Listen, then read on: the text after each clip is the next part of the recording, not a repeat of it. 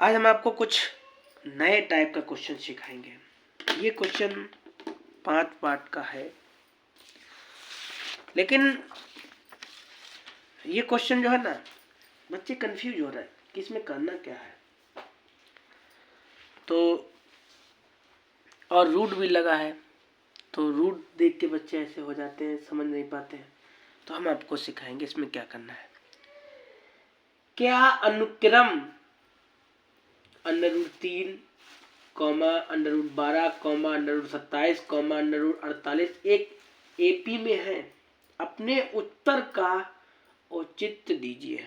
मतलब ये पूछा गया है, ये जो आपको समांतर श्रेणी दी गई है या जो अनुक्रम दिया गया है, ये समांतर श्रेणी में है या नहीं है, ये आपको बताना है।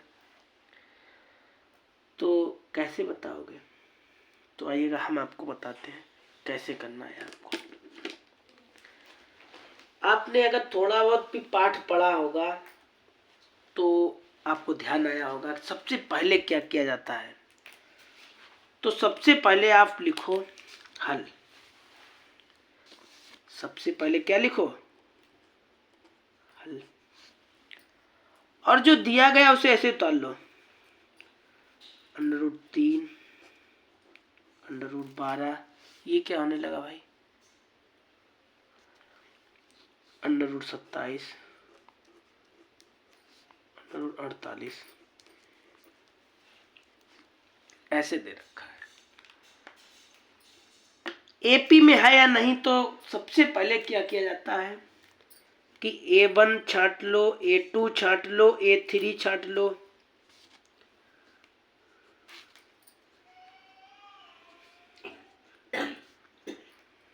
ऐसे जितनी आपकी इच्छा हो, जितने आपको दे रखे हो उतने लिख लो। जैसे A1 का मान √3, A2 का मान 12, A3 का मान 27, A4 का मान और 5 का नहीं दिया, कोई बात नहीं, ऐसे लिख लो।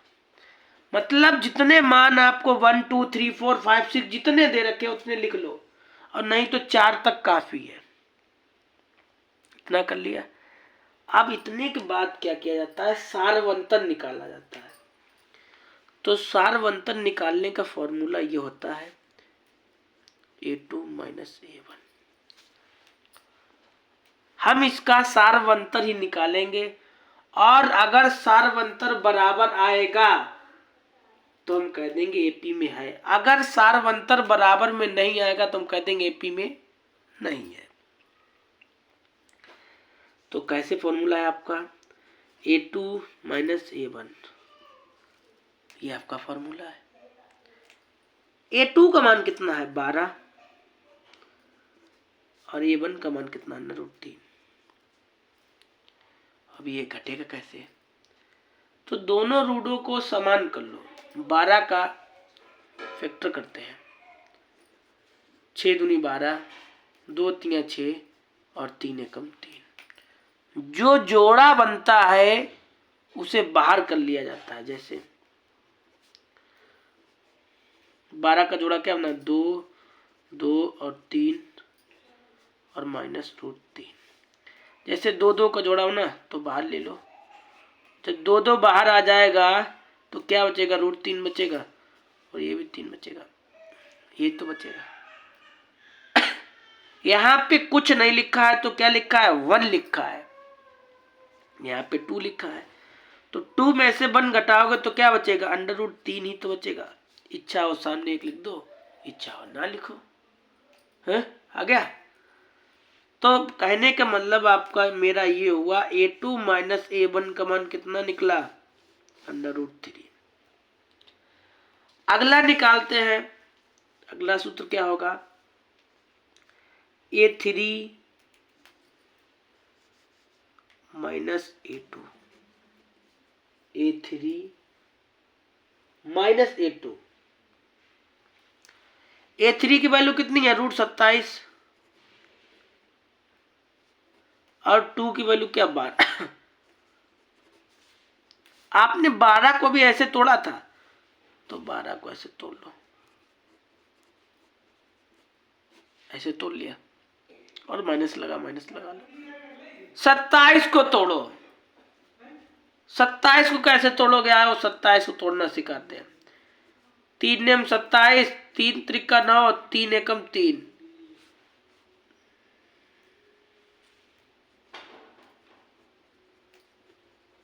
आपको पता है जो जोड़ा बनता है उसे बाहर लिख लिया जाता है। तो जोड़ा 3 3 का बनेगा तो 3 बाहर लिख लो, 1 3 बचा अंदर ले जाओ, और ये 2 का जोड़ा बना बाहर लिख लो, अंदर 3 बचा 3 लिख लो। ठीक है, 3 में से 2 घटाओगे तो यार 1 ही तो बचेगा, 1 लिखा नहीं जाएगा, तो √3 ही तो आया है। आ गया। अब तो कहने का मतलब हुआ A3 माइनस A2 का मान कितना आया? √3। एक और निकाल लो। हालांकि इतना करने पे आपको ये तो पता चल जाएगा कि AP में दी गई है, समांतर श्रेणी में है। एक और निकाल लो, क्या हो जाएगा? तो आइएगा, A4 minus A3, A4 minus A3।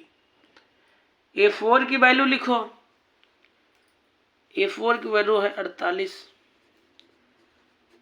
A3 की वैल्यू लिखो 27 है। अब ऐसे करके 48 को तोड़ो, और तोड़ के जो जोड़ा बने बाहर, जो जोड़ा ना बने वो अंदर रखो। पहले 48 को तोड़ो। 24 दूना 48, 12 दूनी 24, 6 चौक 24, 2 3 6, 3 एकम 3। अब इसे लिखो पहले 2√2, 2√2 4 बार, और 3, और 27 को लिख लो। कैसे 27 लिखोगे? ये था, ऐसे लिख लो, कम जगह है, सही है। ये 3 लिखा है भाई, नहीं समझ में आ रहा, चलो यहाँ लिखे दे रहा है। 2√2 4 बार है ना, और 3 है, और 27 को कैसे लिखो? 3√3 तो इसका जोड़ा बनेगा, इसका जोड़ा बनेगा, तो जोड़ा बना 2 और √2 और रूट के अंदर 3, और 3 का जोड़ा बना 3 बाहर और रूट के अंदर क्या 3 सॉरी।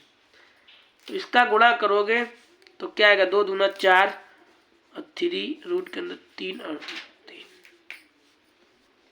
यहाँ पे 4 लिखा है, यहाँ पे 1 लिखा है, वो सॉरी 3 लिखे हैं, तो घटाओगे क्या आएगा? √3 आएगा। तो देखेगा A4 माइनस A3 की वैल्यू भी √3 निकली। ये पूछा था AP में है, तो आप लिखो हाँ AP में है। बताओ थोड़ा वो समझ में आया? इतना तो समझ गए होगे कि अगर कभी भी ऐसा सवाल आ जाए, ये पूछ दें कि AP में है या नहीं है, तो आपको केवल ये करना पड़ेगा, आपको ये इतना करना पड़ेगा। अगर ये बराबर आते हैं तो आप लिख दीजिएगा AP में है, और नहीं आते तो आप लिखिए AP में नहीं है। लास्ट की लाइन एक और है, तो क्या लिखोगे? देखो लिखिए,